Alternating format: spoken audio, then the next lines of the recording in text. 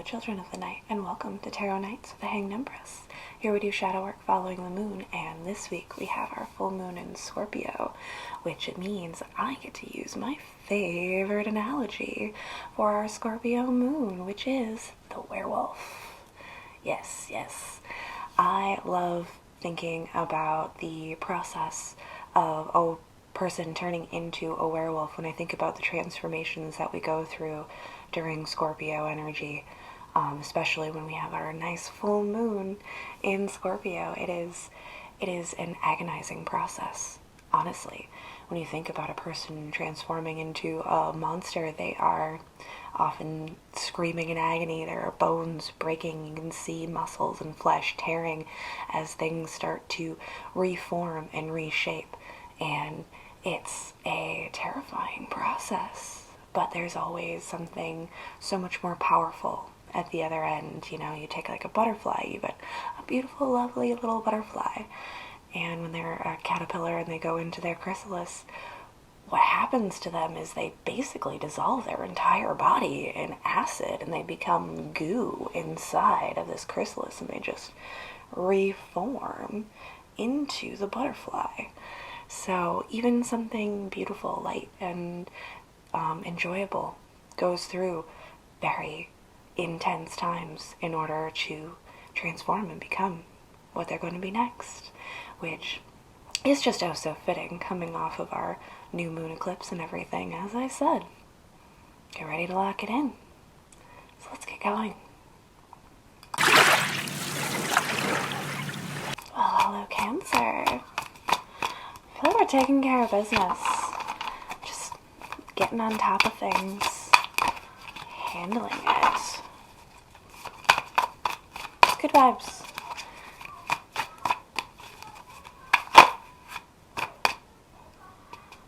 Yeah, cleaning house. Still stuck on the inside. I can feel it, like, I was gonna say, like, there's definitely some stuff going on in that heart chakra space, for sure, but it's a good time to clean house. Even if it stings a little bit, we need to make room. So if there are emotional connections that we're moving away from, it's in our best interest. We're keeping them close, tight, in the deck, as it were. How many do we get? A whole lineup.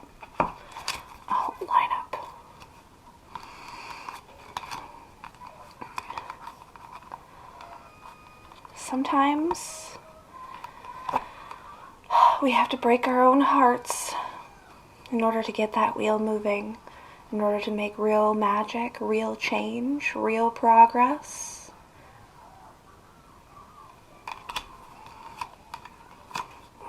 This is so much of it not feeling good, but being in our best interest to do so. To draw our lines in the sand, as much as it hurts, as much as we don't want to. Some ties are going to need to be cut off in order for us to progress, for us to move that wheel, to pull ourselves closer to our star. Why? Why did I say we needed to make room? Because you gotta be on the lookout for that 10 of Cups. When you walk away, when you cut ties from all the unsatisfying, you are making room for true satisfaction to come in.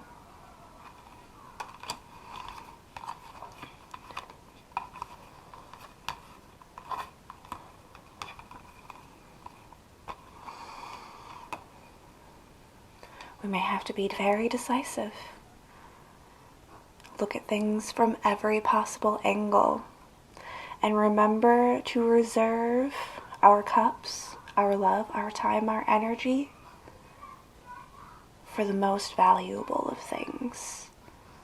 Put everything into the end goal and leave everything else behind. Because we're making magic. We're pulling our star in. We are creating our destiny. Yes, it hurts. Yes, you will have to bleed in order to make all of this happen. But just a drop of blood in that cup, some very stern lines in the sand. See the way he's holding his cup? It's mine. You can't have it. Why can't you have it? Because you spoiled it. I had to cut it off. As much as it hurts me to do so, we need to think about ourselves. There's going to be pain on both sides. We have to give it its time, its room, its space, its respect, but also uphold your boundaries. Because we're making new things happen. Yes, yes. Pull all those resources in. Focus yourself now. It's time. Thank you so much, Cancers. We'll see you next time.